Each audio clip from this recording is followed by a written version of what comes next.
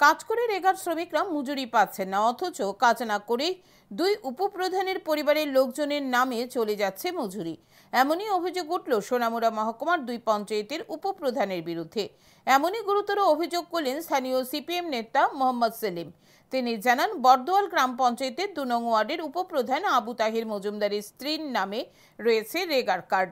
অভিযোগ, কাজ না করে ওনার স্ত্রীর নামে ১০টি কাজের মোট ১৬,৫৮৯ টাকা হাতে নেওয়া হয়েছে। অন্যদিকে পূর্ব দুর্লভ নারায়ণ গ্রাম পঞ্চায়েতে ৩ নং ওয়ার্ডের উপপ্রধান অঞ্জন দাসের মার নামে রয়েছে রেগার কার্ড।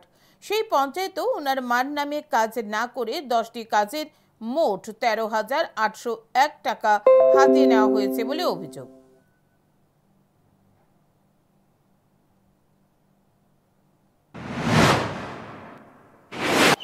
এই সময়তে সারা ত্রিপুরা যে রেগার কাজে দুর্নীতি চলছে, তার পাশাপাশি আমি কিছু তথ্য সহকারে প্রমাণ আপনাদের সামনে তুলে দিচ্ছি।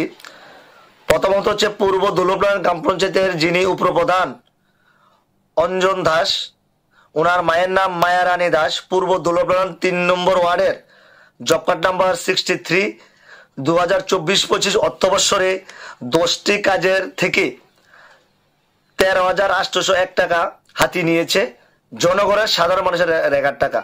যারা কাজ না করে, ওরা জব কার্ড আছে কিন্তু ওরা কাজ করে না, সে সাধারণ মানুষের টাকা হাতিয়ে নিচ্ছেন। দ্বিতীয়ত হচ্ছে বর্দোয়ালের যিনি উপপ্রধান আবু তাহের মজুমদার, একজন শিক্ষক ছিলেন, রিটায়ার্ড পারসন এখন। ওনার